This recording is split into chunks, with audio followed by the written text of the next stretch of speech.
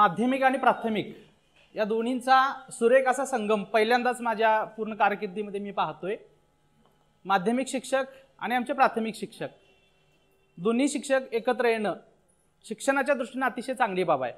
आणि अशा या सहविचार सभेसाठी आपल्या तालुक्याच्या सभापती मॅडम नलवडे मॅडम या ठिकाणी उपस्थित आहेत, हेही आपल्या दृष्टीने भूषणाव आहे।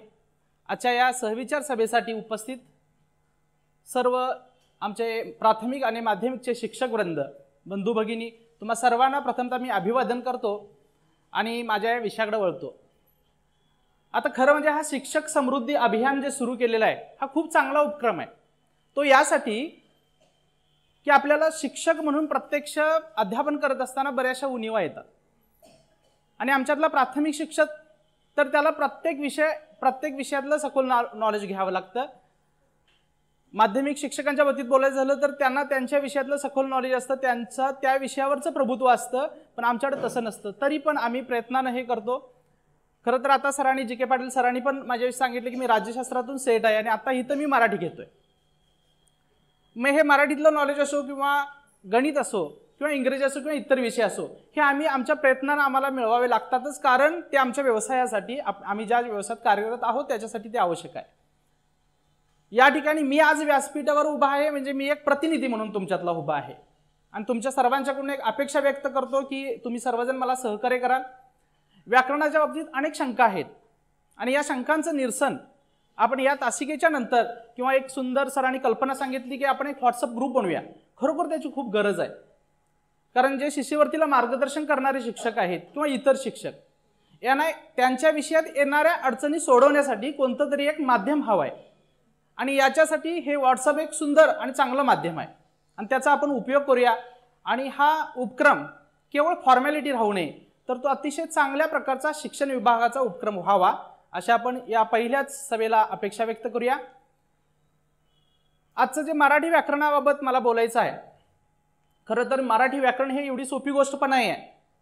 भाषा अनेक आहेत आणि या भाषेमध्ये मराठी व्याकरण शिकणं थोडंसं कठीण जातं। त्याचं कारण असं मगाशी शंका देसाई सरांनी पण विचारली होती, आपल्या मराठी भाषेला जेवढे नियम आहेत तेवढेच त्या नियमाच्या पाठीमागे अपवाद पण असतात आणि म्हणून तुम्ही विद्यार्थ्यांना एखादा नियम शिकवला की तंतोतंत तसाच नियम सगळीकडे सार्वत्रिक तो लागू होत नाही, कारण उपनियम असतात किंवा अपवाद असतात। आणि म्हणून मग विद्यार्थ्यांना शिकवायचं तरी कसं, व्याकरण हे विद्यार्थ्यांना शिकवायचं कसं हा प्रश्न आपल्या समोर येतो आणि ते किती डेप्थ किती खोलीपर्यंत शिकवायचं। तर माझं असं म्हणणं आहे की आपल्या विद्यार्थ्यांचा जो वयोगट आहे तो वयोगट लक्षात घेऊन अभ्यासक्रमाची रचनाच आपल्या मंडळाने केलेली आहे आणि त्याप्रमाणेच आपण तेवढ्या खोलीपर्यंत शिकवलं पाहिजे। आता आमच्या प्राथमिक शाळा असतील 1ली ते 4थी पर्यंतच्या तर त्यांना एक वर्णमाला, शब्दांच्या जाती, नाम सर्वनाम विशेषण क्रियापद एवढ्यापर्यंत मर्यादित आहे। त्याच्या पुढं विकारी अविकारी शब्द आले म्हणजे संपूर्ण शब्दांच्या जाती आल्या, वाक्यांचे प्रकार आले। त्याच्याही पुढे माध्यमिक स्तरावर गेलं तर त्याची आणखी डेप्थ वाढत जाते, तिथं अलंकार येतील, पुढे वृत्त येतील, ही त्याची व्याप्ती वाढत जाते। आणि म्हणून व्याकरण शिकवताना मला असं वाटतं की ते विद्यार्थ्यांना नियमबद्ध किंवा साचेबद्ध पद्धतीनं न शिकवता उदाहरणातून, आता सरांनी पण सांगितलं सुंदर उदाहरणं सांगितली, रचनावाद वगैरे, प्रत्येक पद्धतीचे फायदे तोटे असतात। आता व्याकरणाचे सुद्धा उद्गामी पद्धत, अवगामी पद्धत, सोप्याकडून कठीणाकडे वेगवेगळ्या पद्धती आहेत। तुमच्या विद्यार्थ्यांना त्यांची बौद्धिक क्षमता पाहून, त्यांचं भावविश्व पाहून त्यांना कोणती पद्धत योग्य पडेल याचा विचार, त्यांच्या मानसिकतेचा विचार आपण करायचा आणि त्यांना सुटेबल होईल, त्यांना समजेल चांगल्या प्रकारचं अशी पद्धत आपण स्वतः तयार करायची।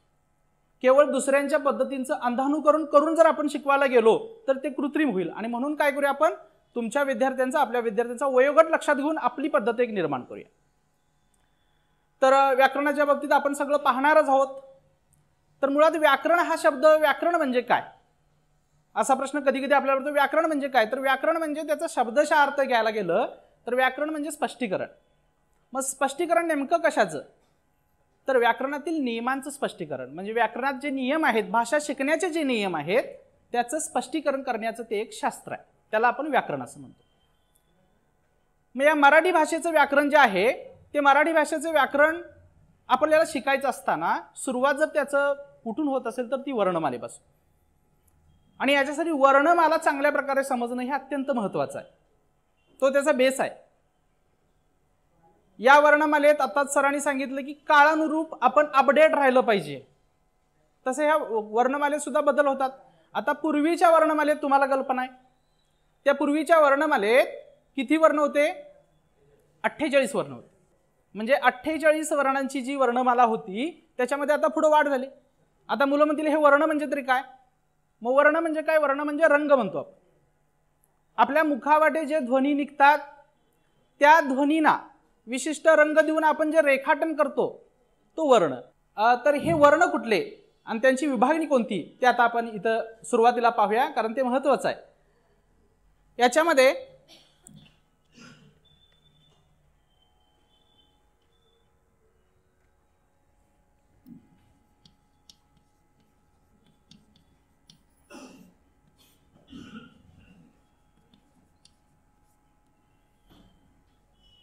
वर्णमालेतला पहिला प्रकार पडतो तो म्हणजे स्वर. आता स्वर कशाला म्हणायचं? तोंडातून जे सूर बाहेर पडतात त्यांना स्वर म्हणायचं. तर असे हे जे स्वर आहेत ते किती आहेत ते आपण बघूया. स्वरांची पुन्हा विभागणी होते. याच्यामध्ये ऱ्हस्व स्वर हे आपल्याला माहिती आहे, ज्याचा स्वर ज्याचा उच्चार आखूड होतो त्याला आपण काय म्हणतो? ऱ्हस्व स्वर. असे हे ऱ्हस्व स्वर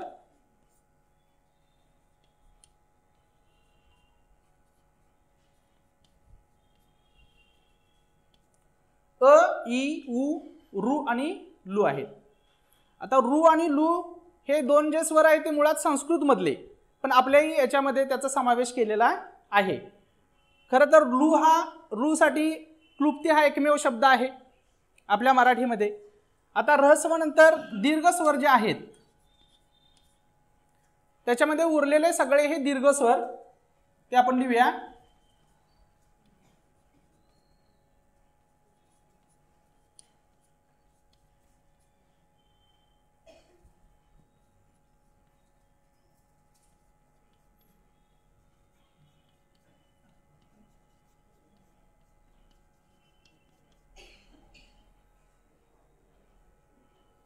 असे हे दीर्घ स्वर आहेत की ज्याच्यामध्ये थोडासा बदल झाला. ॲ आणि अ या दोन नवीन स्वरांचा समाविष्ट यासाठी झालाय की इंग्रजी भाषेतील काही शब्द आपल्या भाषेमध्ये आलेले आहेत आणि त्यांचा उच्चार करताना ॲ आणि अ या स्वरांचा उच्चार होतो. हे नवीन दोन स्वर याच्यात समाविष्ट झालेले आहेत. आणि याच्यानंतर आणखी एक महत्त्वाचा भाग, आता हे जे स्वर आहेत याच्यावर आधारित विद्यार्थ्यांना प्रश्न पडतात. आता तुम्ही म्हणाल की प्रश्न किंवा हे व्याकरण शिकवताना एक शिक्षक म्हणून आपल्याला हे सगळं माहिती पाहिजेच, पण याचा उपयोग आपल्याला विद्यार्थी दशेत विद्यार्थ्यांना ज्या परीक्षा द्यावायच्या आहेत, मग त्या शिष्यवृत्तीसारख्या असतील, प्रज्ञाशोध परीक्षा असतील, या परीक्षांच्यासाठी तर उपयोग आहेच. पण त्याचबरोबर तुम्ही पाहिलं असेल MPC करणारा मुलगा असो किंवा UPSC करणारा असो, किंबहुना अभियांत्रिकी परीक्षेमधील प्रिलियममध्ये सुद्धा मराठी व्याकरणावरचे प्रश्न असतात. आणि म्हणून आपल्याच स्तरावर जर हे मराठी व्याकरण त्यांचं परफेक्ट झालं तर भविष्यात त्यांना कुठल्याही क्लासची गरज लागणार नाही. आणि म्हणून त्यांना आपण नॉलेज देताना, त्याच्यातलं ज्ञान देताना परिपूर्ण देण्याचा प्रयत्न करूया. आणि याच्यासाठी आवश्यक संदर्भ पुस्तकांचा देखील आपण चांगल्या संदर्भ पुस्तकांचा देखील आपण अभ्यास करू शकतो. आता याच्यावर आधारित कसा प्रश्न येईल? 4 पर्याय देतील किंवा त्याच्यातला ऱ्हस्व स्वर कोणते, दीर्घ स्वर कोणते असे विचारलं जाईल. आणखी या स्वरावर आधारित ए, ऐ, ओ, औ हे जे 4 स्वर आहेत याच्यावर आधारित आणखी एक प्रश्न तयार होऊ शकतो. कोणता? संयुक्त स्वर. तर या ए, ऐ, ओ, औ या 4 स्वरांना संयुक्त स्वर असे म्हणतात. मग संयुक्त म्हणजे काय? तर दोघांनी मिळून झालेले. मग असे कोणते 2 वर्ण आहेत, असे 2 कोणते स्वर आहेत की ज्याच्यापासून याची निर्मिती झालेली आहे? तर ए हा कोणापासून तयार झालेला आहे? अ मध्ये ई किंवा दीर्घ ई मिळवल्यानंतर ए होतो. त्याचबरोबर आई कसा तयार होतो? आ या स्वरामध्ये ई किंवा दीर्घ ई, म्हणजे दोन्ही ठिकाणी ऱ्हस्व किंवा दीर्घ ई समाविष्ट होते, त्याच्यात मिसळली जाते. ओ हा उ अधिक अ अधिक उ किंवा दीर्घ उ, आणि औ हा स्वर आ अधिक उ किंवा दीर्घ उ. हे एक विद्यार्थ्यांना आपण दाखवू शकतोय. त्याच्यानंतर स्वरादी.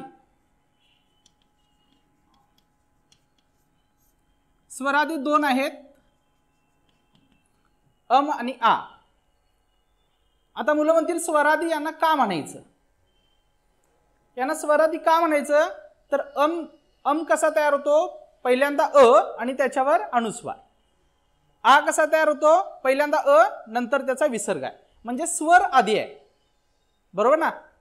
अनुस्वाराच्या आधी स्वर आहे, विसर्गाच्या आधी स्वर आहे, म्हणून त्याला म्हणतात स्वर आदी, म्हणून त्याला म्हणतात स्वरादी. हे स्वरादी दोन आहेत. आणि याच्यानंतर व्यंजनं. ही व्यंजनं जी आहेत ती पूर्वी किती होती, 34 होती. याच्यामध्ये क्ष आणि ज्ञ ही समाविष्ट नव्हती. क्ष आणि ज्ञ मग काय होती, तर ती संयुक्त व्यंजनं होती, संयुक्त व्यंजनं होती. आता त्याला विशेष संयुक्त व्यंजनाचा दर्जा देऊन वर्णमालेत त्याला पण समाविष्ट केलेला आहे. आता व्यंजनांच्या बाबतीत सांगायचं झालं,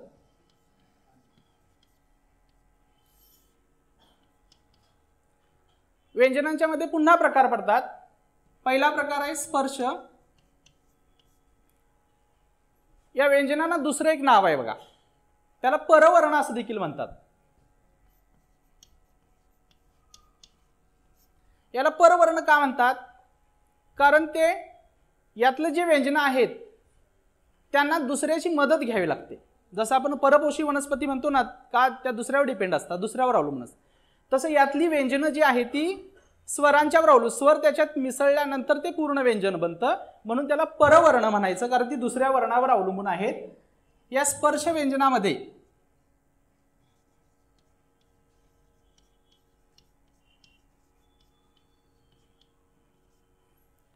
पहिला आपण क चा पाडा बनवू. क ख ग घ न अशा पद्धतीनं आपण पूर्ण इथं पाडे लिहूया.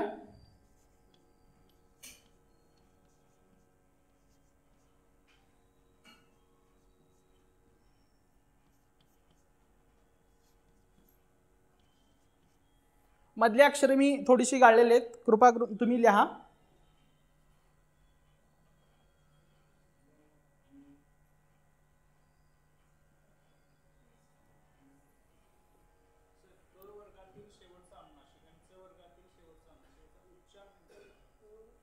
हा, यांचा उच्चार न असाच होतो.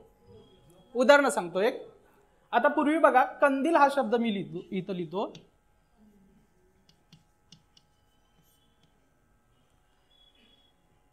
आता इथं कंदील शब्द लिहिल्यानंतर बघा, या कंदील मधील हा जो अनुस्वार आहे असा प्रश्न येतो, त्याच्यातील पंचम वर्ण कोणता, किंवा पूर्वी हा शब्द कसा लिहिला जायचा, तर कसा लिहिला जायचा, तो अनुस्वाराच्या पुढे जो वर्ण आहे त्याच्यातील पंचम वर्ण, म्हणजेच त्याच्यातील अनुनासिक.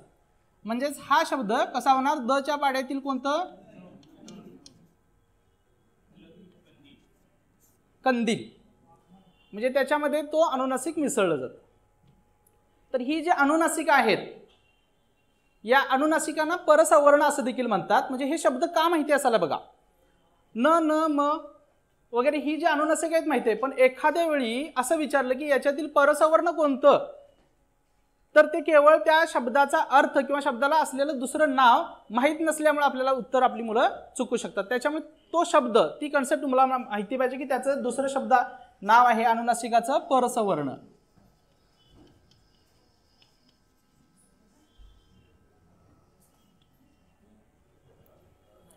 हा, आता याच्यातली सांगा मला, कठोर कोणती आहेत, क ख ग घ न मधील कठोर कोणती, पहिली दोन असतात ती कठोर व्यंजन असतात, आणि दुसरी दोन आणखी अनुनासिक, तिसरा अनुनासिक आहे, पण ते सुद्धा मृदूमध्ये येतं, मृदू व्यंजनामध्ये येतं. त्याच्यामुळे ही पहिली दोन व्यंजनं ही कठोर व्यंजनं, आणि पुढची दोन मृदू, आणि पुढचं अनुनासिक समजलं जातं. आता याला कठोर का म्हणायचं तुम्हाला माहिती आहे, त्याचा उच्चार करताना जास्त आवाज किंवा जास्त वाफ बाहेर पडते, म्हणून त्याला कठोर व्यंजन म्हणतात. मृदू व्यंजन हे मृदू आहे, त्याचा उच्चार करताना आवाज हळुवारपणे बाहेर पडतो, आणि अनुनासिकाचा उच्चार नाकात होतो विशेषतः, आणि म्हणून त्याला अनुनासिक म्हटलं जातं, किंवा त्याला दुसरा शब्द आपण म्हटला काय, परसवर्ण असं देखील म्हणतात. आता कठोर व्यंजनं, मग कठोर व्यंजनं किती आहेत?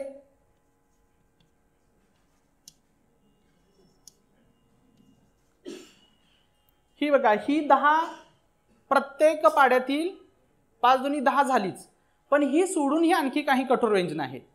पण त्याच्यापूर्वी आपण बघूया की मृदू व्यंजनं कोणती.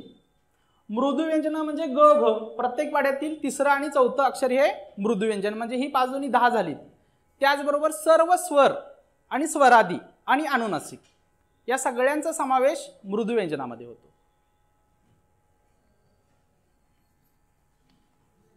इथं मी लिहितो बघा, मृदू व्यंजनामध्ये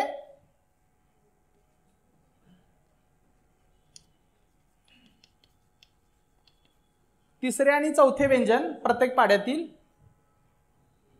त्याच्यानंतर सर्व स्वर आणि सर्व स्वरादी यांचा समावेश मृदू व्यंजनामध्ये होतो. आणि हे सोडून उरलेली सगळी व्यंजनं म्हणजे अगदी श श स वगैरे ही सगळी कशामध्ये येतात? कठोर व्यंजनामध्ये येतात. आता या मृदू व्यंजनाला सुद्धा दुसरं नाव आहे, म्हणजे जशी मुलांची सुद्धा टोपण नाव असतात तशी यांची सुद्धा दुसरी नाव आहेत. मृदू व्यंजनाला दुसरा शब्द आहे घोष किंवा नाद. म्हणजे असा प्रश्न आपल्याला मृदू व्यंजन माहिती असतं आणि खालील की नाद वर्ण कोणता असा प्रश्न आला की मुलांना उत्तर देता येत नाही आणि मुलं निरुत्तर होतात. म्हणून हेही आपल्याला माहिती असायला हवं की मृदू व्यंजनाला दुसरं काय नाव आहे? घोष वर्ण किंवा नाद. त्याचबरोबर मग कठोर व्यंजनासाठी सुद्धा दुसरा शब्द आहे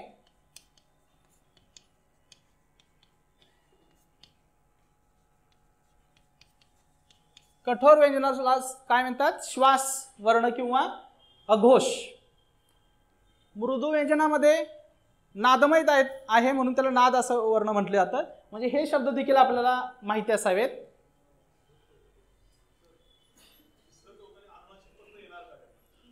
मृदू व्यंजनामध्ये तिसरं चौथं आणखी इथं एक अनुनासिक.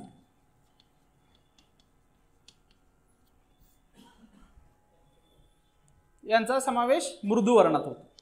आता हे मी का सांगालोय तर हे आपल्या व्याकरणाचं बेसिक आहे, मूळ पाया आहे. हे मूळ ध्वनी आहेत आणि त्यांची विभागणी ते कोणत्या गटात येतात हे सगळ्याला शिक्षक म्हणून आपल्याला माहिती पाहिजे. त्याचबरोबर आपल्या विद्यार्थ्यांनाही आपल्याला चांगल्या प्रकारे सांगता आलं पाहिजे. आता इथपर्यंत आलो आपण, म पर्यंत आलो. मग हे सुद्धा आता स्पर्श व्यंजने कुठून कुठपर्यंत आहेत ते सुद्धा विद्यार्थ्यांना सांगण्यासाठी तुम्ही असा एखादा कोडवर त्यांना सांगा. म्हणजे पहिल्यांदा समजावून दिलं आपण, त्याच्यानंतर तुम्ही सांगा की स्पर्शकम. स्पर्शकम म्हणजे काय हे जरा वेगळ्या भाषेत, क पासून म पर्यंतची. म्हणजे स्पर्श तुला स्पर्श करायचा असेल तर स्पर्श करण्यासाठी इंग्रजी आपण अक्षर कोणतं वापरतोय? कम. अशा वेगळ्या पद्धतीने त्यांना लक्षात ठेवण्यासाठी सांगू शकतोय. स्पर्शकम म्हणजे स्पर्श व्यंजने कुठून कुठपर्यंत आहेत? क पासून म पर्यंत आहेत. त्याच्यानंतर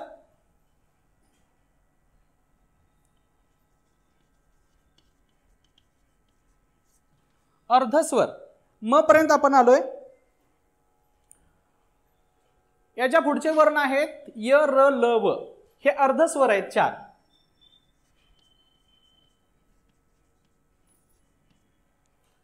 आता यांना अर्धस्वर असं का म्हणायचं? म्हणजे ते अर्धे स्वर म्हणजे स्वरांच्या सारखा त्यांचा उच्चार होतो. आता मी समजा एका परकीय भाषेतून परदेशातली मी व्यक्ती आहे आणि मला ही मराठी भाषा शिकायची आहे.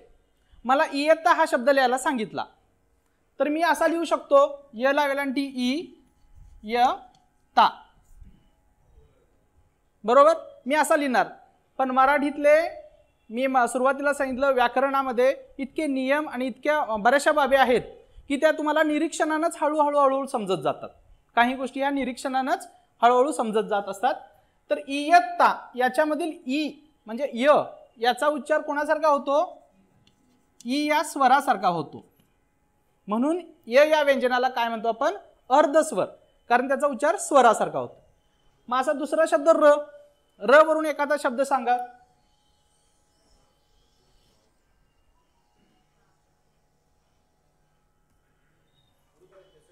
डस्टर पाहिजे तिथे.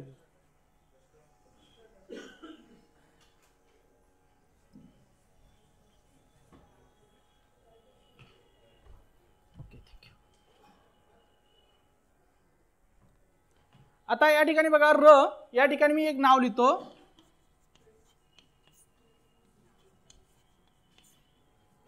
रुचा हा शब्द जसा मागे सांगितलं तसा मी लिहायला सांगितलं, एखादा असा लिहू शकतोय, असा लिहू शकतोय, म्हणजे या र या व्यंजनाचा उच्चार रू या स्वरासारखा आहे आणि म्हणून या र ला पण काय म्हणायचं आहे, अर्धस्वर म्हणायचं. म्हणजे का म्हणायचं ते पण आपल्याला इथं कळू शकतं. आणखी एक मी सांगायला विसरलो की अर्धस्वरांना देखील अजून एक नाव आहे, अंतस्थ असं म्हणतात त्याला, कंसात लिहून ठेवा. अर्धस्वरांना अंतस्थ असं देखील म्हणतात.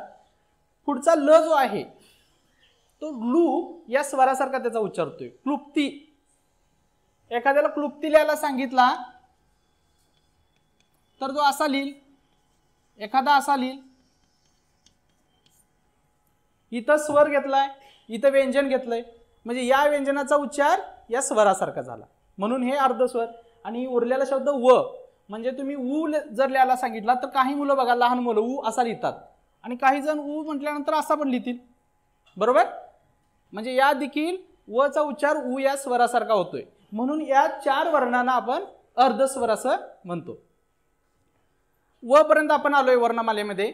याच्यानंतर पुढचे अक्षर आपण घेऊया.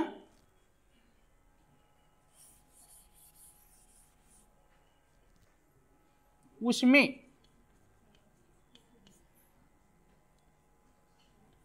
उष्मेमध्ये 3 व्यंजने येतात, श, श, आणखी स. आता यांना उष्मे का म्हणायचं, तर उष्मे यांना यासाठी म्हणायचं की याचा उच्चार करताना तोंडातून आपल्या उष्णता जास्त बाहेर फेकली जाते, उष्णता जास्त निर्माण होते म्हणून त्यांना उष्मे म्हणतात. किंवा याला दुसरं नाव आहे घर्षक, म्हणजे घर्षण होतं आणि त्याच्यातून उष्णता निर्माण होते म्हणून त्यांना उष्मे म्हणतात. अशी ही 3 व्यंजने आहेत, श, श आणि स. त्याच्यानंतर महाप्राण.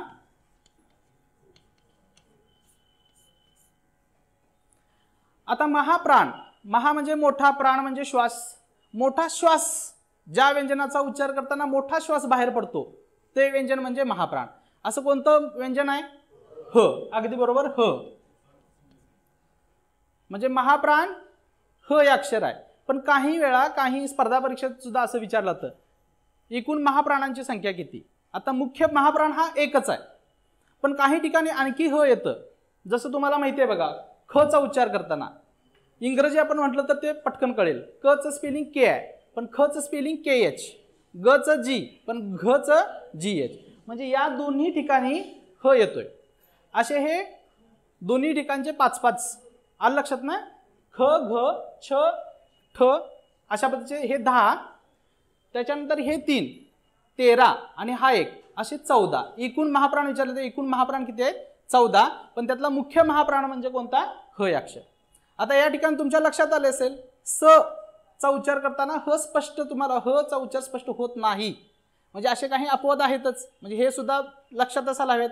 आणि काही वेळा तुमच्या लक्षात आलं असेल आपल्याकडच्या स्पर्धा परीक्षा असो, शिष्यवृत्तीच्या किंवा इतर ठिकाणच्या, नेमके हे अपवाद असतात त्याच्यावरच प्रश्न विचारले जातात, बरोबर ना. आणि म्हणून आपल्याला ह्या बारीक सारीक बाबी आपल्याला माहिती असायला हव्यात. याच्यानंतर स्वतंत्र वर्ण. ह च्या नंतर स्वतंत्र वर्ण म्हणून ळ चा उल्लेख केला जातो. ळ हा स्वतंत्र वर्ण आहे.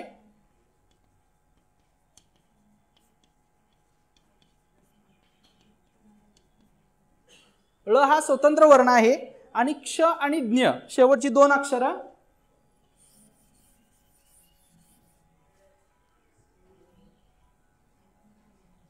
यांना विशेष संयुक्त व्यंजन म्हणतात.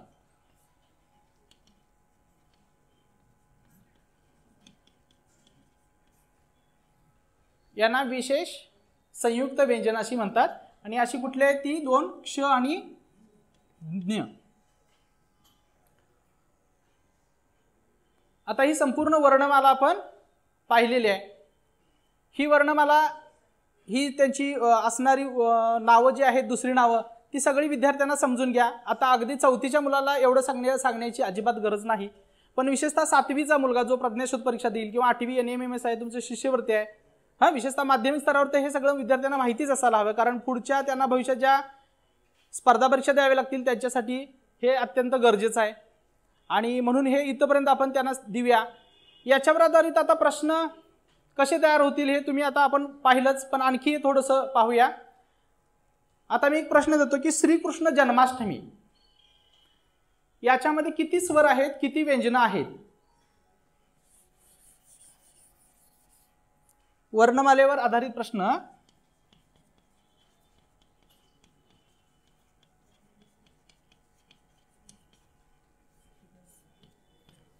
श्रीकृष्ण जन्माष्टमी एक उदाहरण म्हणून हे घेऊया.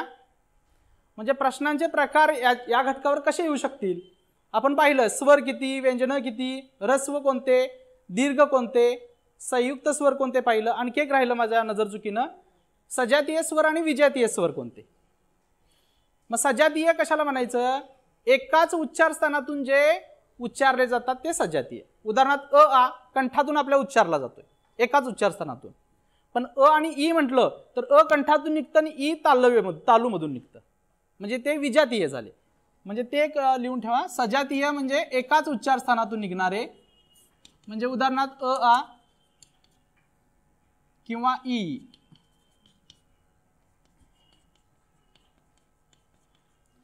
विजातीय मध्ये कोणतेही घ्या, अ ई, म्हणजे वेगवेगळ्या उच्चार स्थानातून त्यांची निर्मिती होते. असे जे स्वर आहेत ते विजातीयमध्ये. आता श्रीकृष्ण जन्माष्टमी हा शब्द एक घेतलेला आहे आपण कशासाठी? याच्यातील स्वर किती, व्यंजन किती हे आपल्याला शोधायचे आहेत. याच्यासाठी काय करावं लागेल? आपल्याला त्याचा विग्रह करावा लागेल. आणि या विग्रहाचा हा विग्रह कसा करायचा हे विद्यार्थी एकदा शिकला की मग त्याला वर्णमाला आकारविल्हे कशी लावायची वगैरे ते पण हा पण प्रश्न सुटू शकेल. आता हा जो शब्द आहे श्रीकृष्ण जन्माष्टमी याचा विग्रह करायचा असेल तर वर्णमाला त्याला चांगल्या प्रकारे माहिती पाहिजेच. आता श्र हे अक्षर जे आहे ते कसं तयार होतं? त्याच्यासाठी मी इथं देतो बघा. श्र, ज्ञ, त्र आणि क्ष ही जी व्यंजनं आहेत ही जोडाक्षर आहेत.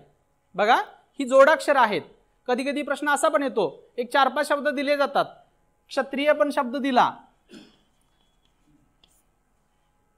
विद्यार्थ्याला जोडाक्षर मुळात कशाला म्हणायचं? व्यंजन अधिक व्यंजन पाहिजे तर ते जोडाक्षर होऊ शकतं.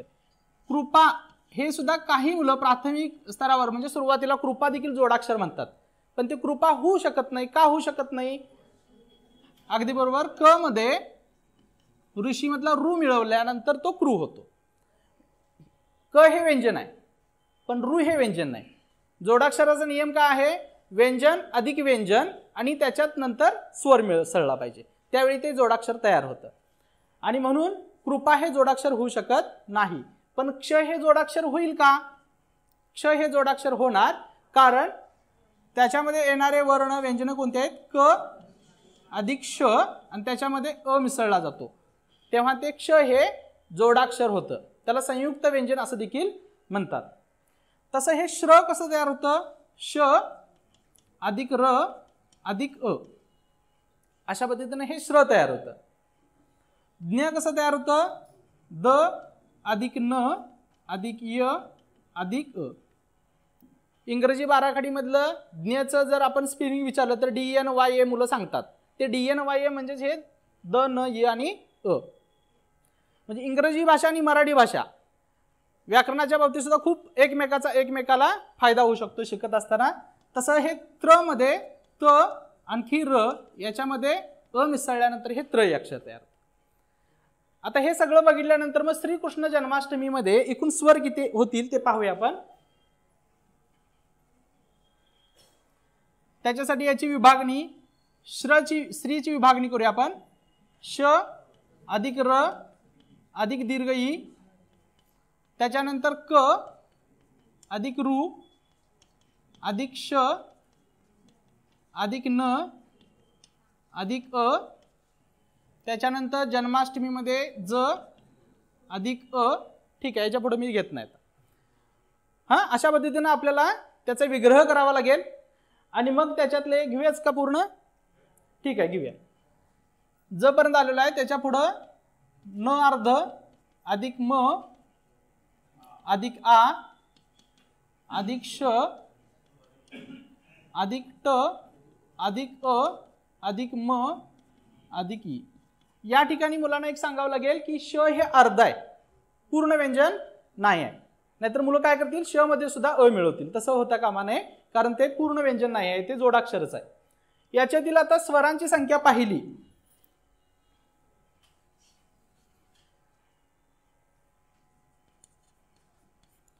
स्वरांची संख्या किती होते बघा, 1 2 3 4 5 6 आणखी 7. स्वर किती झालेत, 7. व्यंजने पहा, 1 2 3 4 5 6 7 8 9 10 आणि 11. एकूण 11 व्यंजनं होणार. अशा पद्धतीनं 1-2 प्रश्न तुम्ही सावकाश आणि व्यवस्थितपणे मुलांना जर समजावून दिलात तर याच्यावर आधारित असं कोणतेही प्रश्न आले तर विद्यार्थी सोडू शकेल. फक्त मागाशी दिलेली जी 4 अक्षर आहेत ती एक विद्यार्थ्यांना चांगल्या प्रकारे समजायला हवीत.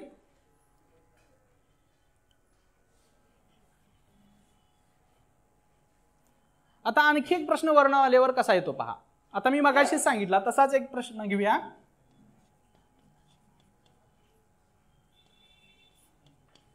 चंचल या शब्दातील पंचम वर्ण कोणता? चंचल, हा चंचल यातील पंचम वर्ण कोणता किंवा त्याच्यातील अनुनासिक कोणतं, असा मला प्रश्न येईल. हा, या ठिकाणी कोणतं येणार, या अनुस्वाराच्या पुढे कोणतं अक्षर आहे, च आहे, आणि त्याच्या पाढ्यातील त्याच्या गटातील जे अक्षर आहे अनुनासिक ते त्याच्यातील येणार. आता दुसरा एक शब्द देतो मी,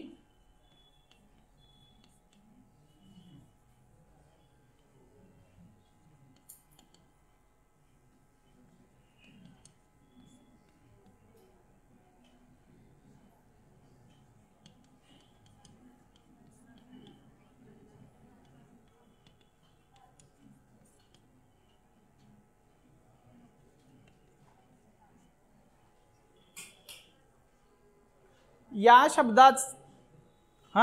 शब्दामध्ये अनुस्वाराचा जो उच्चार होतो, अनुनासिकाचा जो उच्चार होतो तसाच उच्चार यापैकी कोणत्या शब्दामध्ये होतो?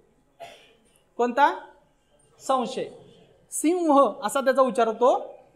हा, आणि याच्यामध्ये कोणता शब्द आहे याच्यासारखा उच्चार असणारा? संशय. म्हणजे हा शब्द कसा लिहू शकतो आपण? म्हणजे इथं अनुस्वार ठेवावा लागतो, पण संदीप लिहिताना द च्या पाड्यातलं न, इथं अनुस्वाराची गरज नाही. हा, सिंह पण तसंच, म्हणजे त्या ठिकाणी व येणार पुढं. हा, सिंह बघा, आणि पूर्वी असे शब्द प्रचलित होते. हा अनुस्वार हा येणारच या ठिकाणी. फक्त जी अनुनासिका आहेत 5 आपली, हा त्याच्या अगोदरचं जे वर्ण आहेत, व्यंजन आहेत, त्या ठिकाणी अनुस्वार येणार नाही, तर तो पंचम वर्ण घ्यायचा. ठीक आहे, वर्णमालेची एक बऱ्यापैकी ओळख आपण करून घेतली. आता दुसरा एक घटक म्हणजे वर्णांची उच्चारस्थानं. तुमचा मी फारसा वेळ घेणार नाही, कारण तुमच्या मानसिकतेची मला पण कल्पना आहे, त्याच्यामुळे फारसा वेळ घेणार नाही. फक्त काही थोडंसं अपवाद असतील किंवा काही वेगळी पद्धत जी असेल ती मी सांगतो. आता उच्चारस्थानं आणि ती कशा लक्षात ठेवायची मुलांनी, कारण प्रश्न असा आला परीक्षेला, ट या वर्णाचं उच्चारस्थान कोणतं? ट या वर्णाचं. मग आपल्याला सुद्धा काय होतं, गोंधळाला होतं, नेमकं त्यावेळी आठवत नाही. मग असं हे वेगळ्या पद्धतीनं कसं लक्षात ठेवायचं, त्याच्यासाठी मी एक पद्धत सांगतो.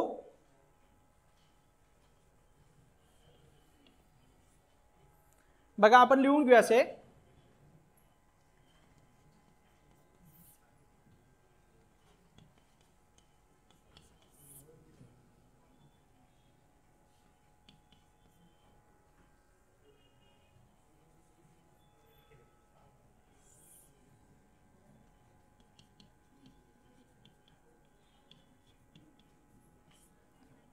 आता सुरुवात याची कुठून होते? कंठापासून.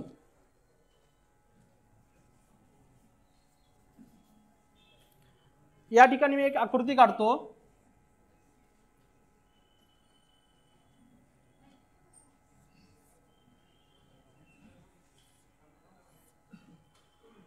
या ठिकाणी हा गळ्याचा जो इथला भाग जो आहे त्याला आपण कंठ म्हणतो. त्याच्यानंतर कंठापासून आत काल्पनिकरित्या आपण येऊया. आता कंठापासून आत ज्यावेळी येतो त्यावेळी हा जो गोल भाग दिसतो, आतला घुमटासारखा भाग दिसतो, त्याला आपण काय म्हणतो? तालू. त्या अवयवाला काय म्हणतो?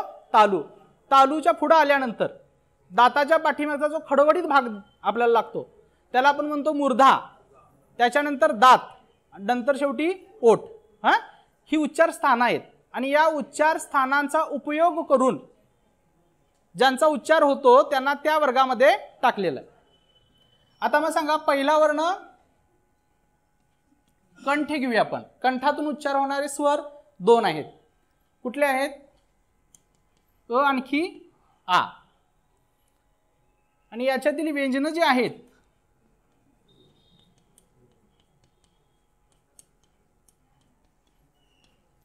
क, ख, ग, घ, न आणि ह. आता मुलांच्या हे लक्षात राहते की कंठ म्हटलं की बघा आपण म्हणजे शास्त्रीय भाषेत असं शिकवणार किंवा व्याकरणाच्या भाषेत कसं शिकवणार, याचा उच्चार होताना कंठ या अवयवाचा उपयोग होतो. पण विद्यार्थ्यांना थोडंसं गोंधळायला होतं, लक्षात ठेवायला त्यांना थोडंसं अवघड होतं. मग अशा वेळी आपण एकदा ते समजावून दिल्यानंतर लक्षात ठेवण्यासाठी काय सांगा, त्यांना एक शब्द द्या. कंट्य कह. कंट्य कह. आता तुम्ही म्हणाल कंट्य कह म्हणजे काय? कंठ्यामध्ये क चा पूर्ण पाडा आणि ह हे ॲडिशनल अक्षर. ह एक आणखी एक व्यंजन आहे. कंठेमध्ये कह हे दोन अक्षरी एक शब्द लक्षात ठेवला तर कंठेमध्ये कुठली कुठली व्यंजन आहेत तो ते सांगू शकतो. कंठ्य कह. त्याच्यानंतर नंबर 2 तालव्य. बघा स्वर आपण कशी विभागणी करणार आहे? अ आ कंठाच्या ठिकाणी, नंतर ई चा उच्चार करताना तालू.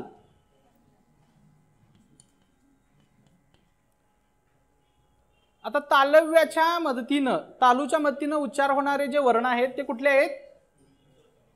च च्या पाड्यातले. च, छ, ज, झ, न. आणखी याच्यात य आणि श. त्याच्यासाठी आपण शब्द देऊया तालव्याचं यश. आपण म्हणतो ना श्रेयसचं यश, बरोबर की नाही? तसं तालव्याचं यश एवढा एकच शब्द मुलांनी लक्षात ठेवला आणि हे मनोरंजक पद्धतीने आहे. बरं, हे आपण डायरेक्टली त्यांना क्लुप्ती सांगत नाही आहोत, त्याच्या अगोदर हे कसं ते सांगितलेलं आहे. शेवटी लक्षात ठेवण्यासाठी हे सांगतोय तालव्याचं यश. आणखी इकडे स्वर आहेत 2 ई. त्याच्यानंतर मूर्धा म्हणजे मूर्धन्य. मूर्धन्यमध्ये र आहे बघा. म्हणजे हे लक्षात ठेवण्यासाठी मी सांगालोय. त्या र वरनं रू हा स्वर लक्षात ठेवायला सांगायचा. र वरून रू हा स्वर लक्षात राहील. मूर्धन्यमधील र वरून रू हा स्वर लक्षात राहील. आणि याच्यातली जी व्यंजनं आहेत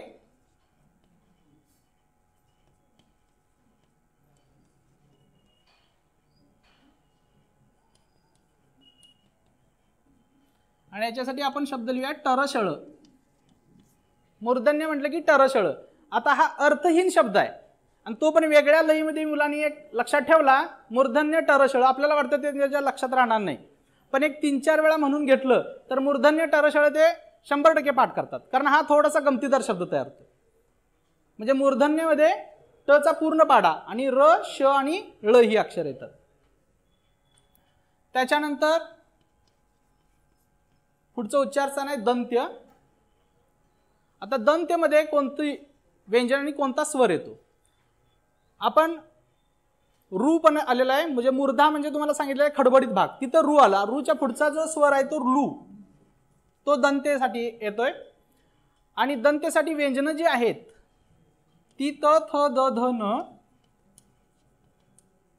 आणखी ल, स.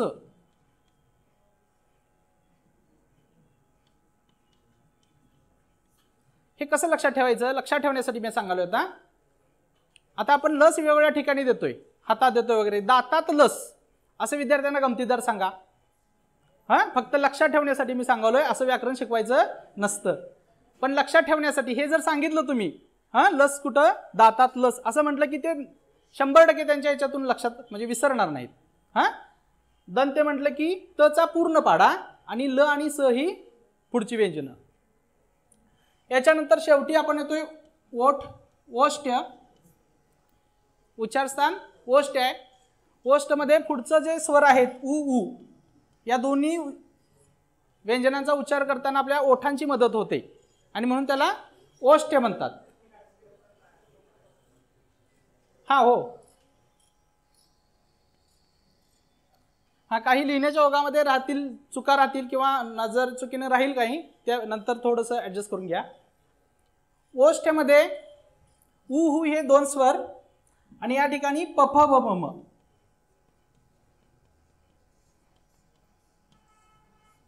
आता ओठाचं लक्षात राहतं का, तर ते जन्मल्यानंतर मम्मा आणि पप्पा हे दोन शब्द उच्चारत असतात, त्याच्यामुळे प वर्ण तो पूर्ण पाडा लक्षात राहतो.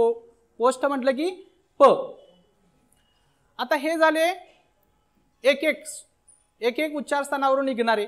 आता दोघांच्या मदतीनं म्हणजे कंठ आणि तालू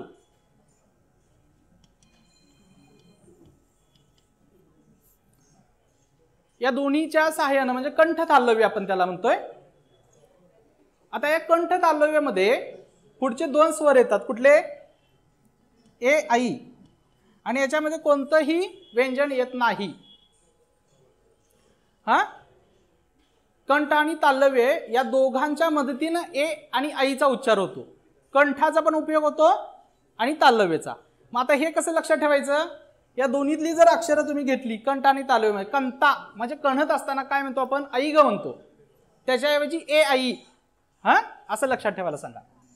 कंता ए आई म्हणजे कंठ तालव्याला ए आई.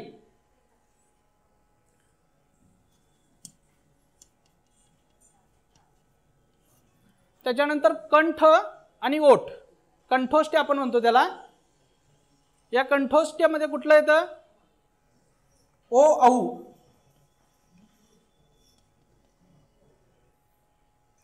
कओ ओ औ. याच्यानंतर पुढचा जो उच्चारस्थान आहे याच्यासाठी शॉर्ट फॉर्म कओ. कओ काय, कओ ओ औ, हा असं सांगा. याच्यानंतर पुढे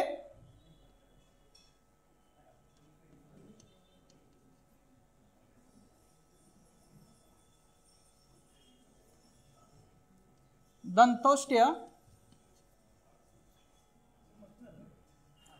दंतोष्ट्य याच्यासाठी फक्त एकच अक्षर आहे, दात आणि ओठ या दोघांच्या मदतीनं उच्चार होणारे एकच अक्षर कोणतं, व.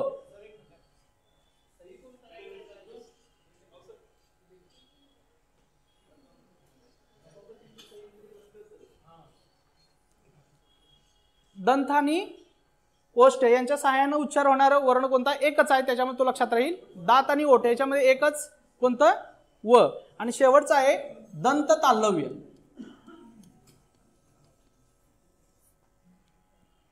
आता दंत तालव्य या दोघांच्या मदतीनं, या दोन उच्चारस्थानांच्या मदतीनं ज्या व्यंजनांचा उच्चार होतो ती व्यंजनं कुठली,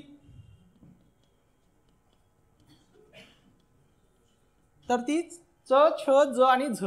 ही कशी लक्षात ठेवायची, द आणि ता. दंत मधील द घ्या, तालव्य मधील ता घ्या.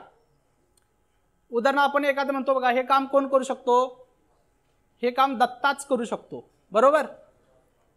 त्याच्यावरून हा शब्द लक्षात ठेवा, दत्ताच. म्हणजे दंत आणि तालव्य या दोन उच्चारस्थानाच्या मदतीनं कुठलं, च चा पूर्ण पाडा नव्हे, फक्त च छ ज आणि झ. आता तुम्हाला एक प्रश्न निर्माण झाला असेल की तालव्यामध्ये आणि दंत तालव्यामध्ये तीच व्यंजन आहेत, हा. मग मी इथं प्रश्न लिहितो,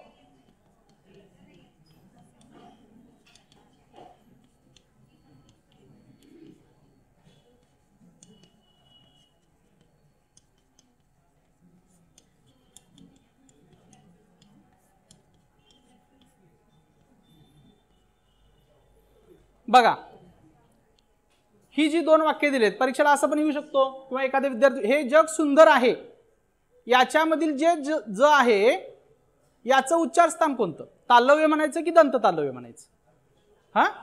तर ज्या ठिकाणी ज असा उच्चार येईल त्याचं उच्चारस्थान तालव्य, आणि ज असा उच्चार आला तर ते दंत तालव्य. हे एक महत्वाचं आहे, म्हणजे हे वेगळं आहे याच्यातलं. आणि त्याच्यामुळे याच्यावरच प्रश्न येतो बऱ्याच वेळा, MPSCच्या परीक्षांना वगैरे बघा, हे अशा याच्यावरच असा प्रश्न येतो, तू प्रकृतीला चांगला जप. मग याच्यामध्ये कोणतं येणार, तालव्य की दंत तालव्य? या ठिकाणचं तू प्रकृतीला चांगला जप म्हणजे ज आलेला आहे, ज आलेलं नाही, आणि त्याच्यामुळे दंत तालव्य. आणि इथं बघा हे जग म्हणजे ज आलं आणि म्हणून ते कशामध्ये येणार, ज तालव्यमध्ये येणार. अशा पद्धतीने हे वर्णांची उच्चारस्थानं सुद्धा अशी आपण लक्षात ठेवू शकतोय. आता आपण वर्णमाला चांगल्या प्रकारे बघितली, वर्णांची उच्चारस्थानं पण बघितली. हे दोन मुख्य भाग आहेत मराठी व्याकरणाचे, म्हणजे बेस आहे हा, आणि तो विद्यार्थ्यांना चांगल्या प्रकारे आपण समजावून दिला की मग पुढचं व्याकरण शिकवायला फारसा अवघड जाणार नाही, तुमचा जास्त वेळ घालणार नाही मी. तरी सुद्धा एक जाता जाता कर्ता कर्म ओळखण्यामध्ये खूप मोठे प्रॉब्लेम येतात, कर्ता कर्म ओळखण्यासाठी खूप प्रॉब्लेम येतात, ते एक थोडंसं सांगतो.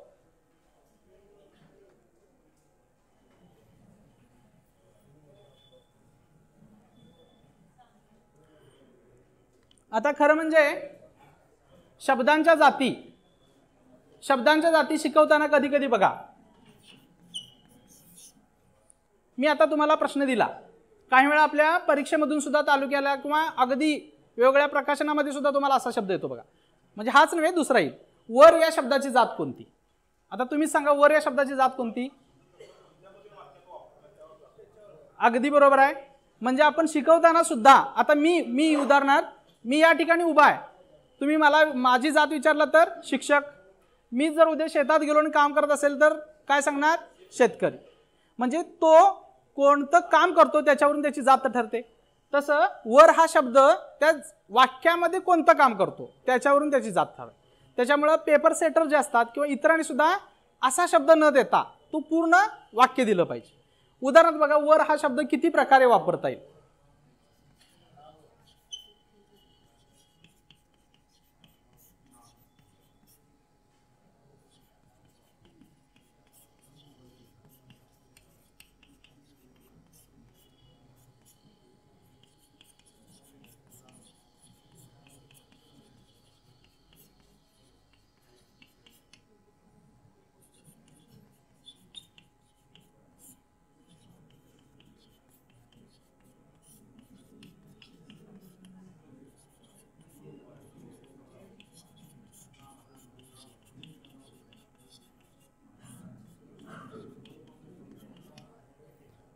आता हे वाक्य पाहिल्यानंतर आपल्याला लक्षात येतं की एकाच शब्दाची जात वेगवेगळ्या ठिकाणी वेगळी असू शकते.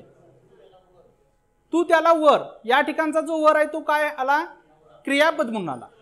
तू त्याला वर, वरणे म्हणजे स्वीकारणे, हा, तू त्याला वर, या ठिकाणी वर हा क्रियापद म्हणून आला. पतंग वर उडाला, कोठे उडाला, वर उडाला, म्हणजे ते क्रियापदाचं विशेषण आहे म्हणून तो क्रिया विशेषण म्हणून आला. तेथे वर उभा आहे म्हणजे तेथे नवरा उभा आहे, या ठिकाणी तो नाम म्हणून आला. वर बिता नटलेला होता, कोणता बिता, वर बिता, म्हणजे या ठिकाणचा वर हे विशेषण आलं, नामाबद्दलचं विशेषण झालं.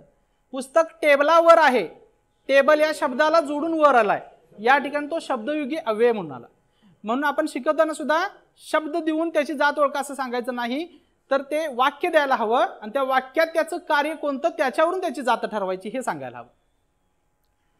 थोडंसं जाता सकर्मक आकर्मक ते एक महत्त्वाचं आहे, कारण ते प्रयोगासाठी पण उपयुक्त ठरतं. जर तुम्हाला सकर्मक आकर्मक चांगल्या प्रकारे कळला तर प्रयोग सुद्धा चांगल्या प्रकारे ओळखता येतो.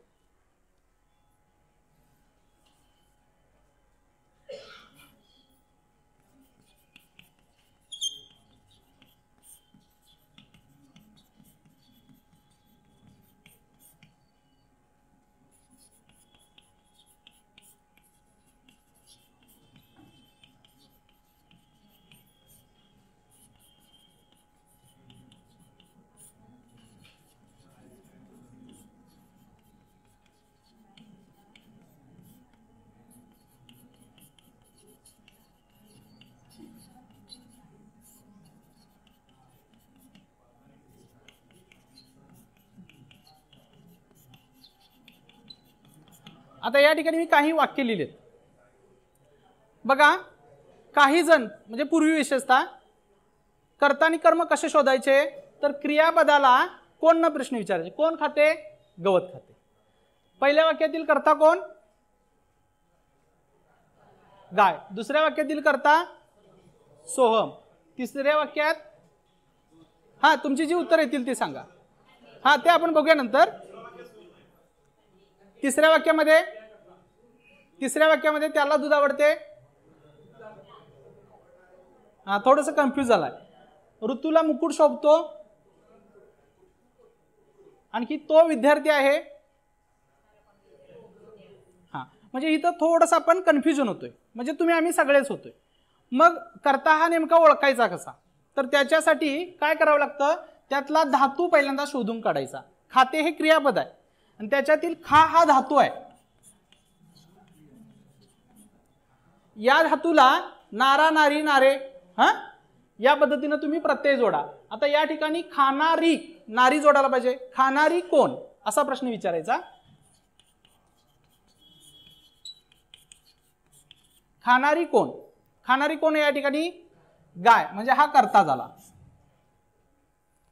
आणि खाण्याची क्रिया कोणावर झाली, गवतावर, बरोबर. आणि क्रिया कोणावर झाली याच्यातून जे उत्तर मिळतं ते कर्म असतं. म्हणजे ती क्रिया कोणावरती झाली पाहिजे ना. म्हणजे काही म्हणजे पूर्वी असं पण सांगितलं की काय खाते, अगदी आपल्या पाठ्यपुस्तकामध्ये सुद्धा आहे की काय खाते. हा 6वी की 7वीच्या पाठ्यपुस्तक आहे, काय न प्रश्न विचारला तो. पण प्रत्येक वेळी काय न प्रश्न क्रियापदाला विचारून उत्तर येत नाही किंवा आलं तर ते चुकतं. त्यासाठी आपण काय करूया, आणखी एक तुम्हाला एक ट्रिक सांगतो मी, याच्यातूनही तुम्हाला कर्म नाही शोधता आलं तर काय करायचं. बघा इथं स्पष्ट क्रियापद मिळाले की खाण्याची क्रिया कोणावर झाली, गवतावर झाली. म्हणजे उदाहरणार्थ मी आंबा खातो, म्हणजे खाण्याची क्रिया कोणावर झाली, आंब्यावर. खाणारा कोण, मी कर्ता झालो आणि खाण्याची क्रिया आंब्यावर झाली. मग क्रिया झाली हे कसं ओळखायचं, त्याच्यात काहीतरी बदल झाला म्हणजे त्याच्यावर क्रिया झाली आपल्याला कळतं. आता इथं बघा सोहमला थंडी वाजते. आता यातला धातू कोणता, वाज. वाजते हे क्रियापद आणि वाज हा धातू आला त्यातला. त्याला प्रत्यय जोडे. वाजणारी कोण, थंडी, म्हणजे कर्ता थंडी येणार. आपल्याला कसं असतं, जी व्यक्तिवाचक शब्द असतात त्यालाच आपण कर्ता समजत असतो. हा पण तसं केलं तर इथं चुकू शकतं. वाजणारी कोण, थंडी. आणि काय वाजते असं जर त्या पद्धतीने विचारलं तर पुन्हा थंडीच येते. म्हणजे जे कर्ता आहे त्याच्यावरच पुन्हा कर्म येतं, म्हणजे तिथं कर्म नाही. याच्यासाठी काय करायचं बघा, कर्म ओळखण्यासाठी काय करायचं, त्यातला जो कर्ता आहे त्याला ने हा प्रत्यय जोडायचा आणि क्रियापदाचं भूतकाळी होतंय का बघायचं. जसं इथं बघा गायीने खाल्ला, होतंय की नाही, बरोबर. या वाक्यामध्ये गाय हा कर्ता होता, त्याला ने प्रत्यय जोडला, गायीने खाल्ला. हा म्हणजे इथं वाक्य जुळतं. पण इथं बघा थंडीने वाजली, असं होतंय का वाक्य, नाही. त्याच्यामध्ये इथं कर्माची गरज नाही. या ठिकाणी ज्यावेळी अर्थपूर्ण वाक्य ते होत नाही त्या ठिकाणी कर्म नसतं किंवा कर्माची गरज नसते. त्याला दूध आवडते, या ठिकाणी सुद्धा कर्ता मुलं काय सांगतात, त्याला, पण त्याला हे कर्ता होत नाही. आवड हा जो धातू आहे त्याला जर आपण प्रश्न विचारला, आवडणार कोण, आवडणारी कोण, आवडणारे काय, दूध. आवडणारे काय, आता इथं पदार्थ असल्यामुळे काय म्हणूया आपण, हा आवडणारे काय, दूध, किंवा आवडणारे कोण, दूध, हा कर्ता झाला. आता याच्यातलं कर्म शोधायचं आहे. आता मुळात आवडते हे जे क्रियापद आहे ते मुळातच अकर्मक आहे, कारण आवडणे ही काही क्रिया नाही आहे, बरोबर ना. ती वस्तुस्थिती असते, आपल्या मनाची भावना असते, आवडते, त्याच्यामुळे ही क्रिया होऊ शकत नाही. तरी पण तुम्हाला मगाच्या पद्धतीनं कर्म आहे की नाही शोधायचं आहे, किंवा कर्म याला गरज लागेल की नाही शोधायचं आहे. दुधाने आवडले वाक्य होतंय का, बरोबर, नाही होऊ शकत, त्याच्यामुळे इथं कर्म नाही. तिसरं पुढचं वाक्य बघूया, ऋतूला मुकुट शोभतो. यातला धातू कोणता, शोभ हा धातू आहे. म्हणजे शोभणारा कोण, मुकुट. म्हणजे बऱ्याचशा परीक्षेमधून असं प्रश्न येतो बघा, राजाला मुकुट शोभतो हे वाक्य येतं, राजाला मुकुट शोभतो. आणि इथं श्रावणीला थंडी वाजते, त्याच्यामुळे मी दुसरं बदललं, नेहमी श्रावणी नको. ऋतूला मुकुट शोभतो, शोभणारा कोण, मुकुट. मुकुट हा कर्ता झाला. आणि शोभण्याची क्रिया कोणावर झाली तर तुम्ही असं म्हणाल, शोभण्याची क्रिया राजावर झाली, असं होऊ शकतं, असं आपल्याला वाटतं आणि ते चुकतं. म्हणून काय करायचं, मुकुटाने शोभला. वाक्य बरोबर वाटतंय का, नाही, त्याच्यात कर्म नाही. पुढे जाऊया, तो विद्यार्थी आहे. आहे मधला धातू कोणता, अस. अस हा धातू आहे. मग असणारा कोण, विद्यार्थी. असणारा कोण, विद्यार्थी हा झाला कर्ता. असणारा कोण? विद्यार्थी हा कर्ता झाला. आता कर्म शोधूया. विद्यार्थ्याने होता असं होते का? नाही, तसं होत नाही. कारण का? या वाक्यात कर्म नाही किंवा कर्माची गरज नाही. किंवा तुम्हाला आणखी जर माहितीच असेल तर तुम्हाला ही गोष्ट माहिती आहे, अस हा धातू मुळात अकर्मक आहे. हां, मग काही वेळा कसं असतात, कोणते धातू अकर्मक आणि कोणते सकर्मक हे आपल्याला माहीतच नसतात. हां, माहीत नसतात हरकत नाही, किंवा विद्यार्थ्यांना पण एवढे माहीत नसणार. त्या ठिकाणी विद्यार्थ्यांना ही तुम्ही सोपी पद्धत सांगा, त्याच्यामुळं तो विद्यार्थी त्याच्यात कर्म आहे की नाही हे सांगेल. याच वाक्याचा प्रयोग ओळखायचा असेल, जाता आता प्रयोग सांगतो. गाय गवत खाते, यातला कर्ता आला गाय. हां, या गायीचा आपण काय करू शकतो, म्हणजे कर्त्याचं लिंग बदला, वचन बदला, किंवा लिंग वचन पुरुष याच्याप्रमाणे जर बदल केला तर क्रियापद बदलायला पाहिजे. हां, बदलतं का बघूया. ती गाय, तो बैल, बैल गवत खातो. क्रियापद बदललं, कुणी बदलवलं? कर्त्यात बदल. म्हणजे सामर्थ्य कोणाच्यात आहे? कर्त्यात क्रियापदाला बदलवण्याचं सामर्थ्य आहे, म्हणून याला प्रयोग म्हणतो आपण कर्तरी. हेच वाक्य मी असं लिहिलं, गायीने गवत खाल्ले.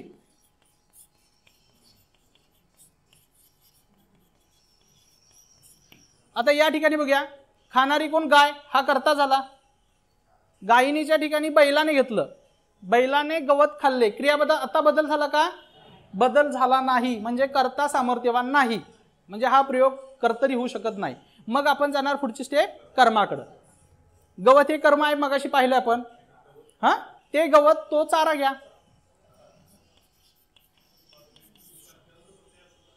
गायीने चारा खाल्ला. आता मात्र याच्यात बदल झाला.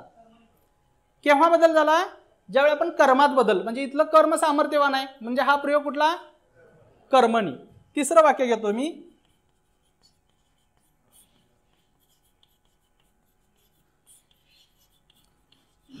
गायीने गवतास खाल्ले. ही भाषा आपल्याकडे प्रचलित अशी नाही.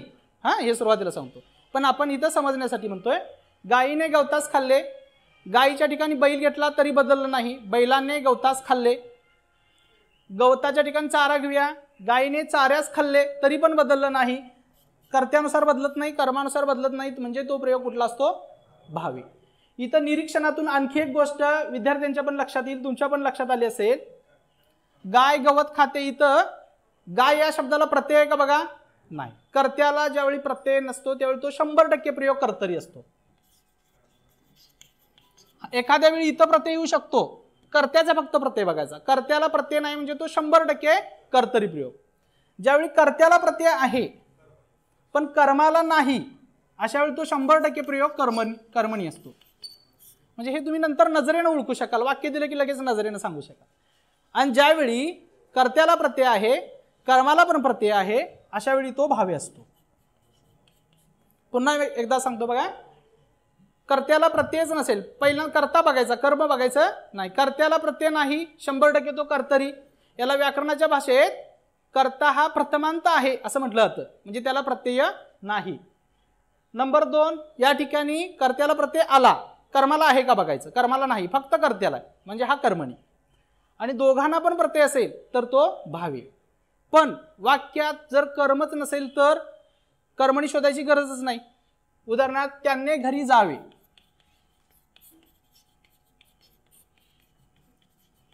जाणारा कोण? तो कर्ता मिळाला. जाण्याची क्रिया कोणावर झालेली नाही. हां,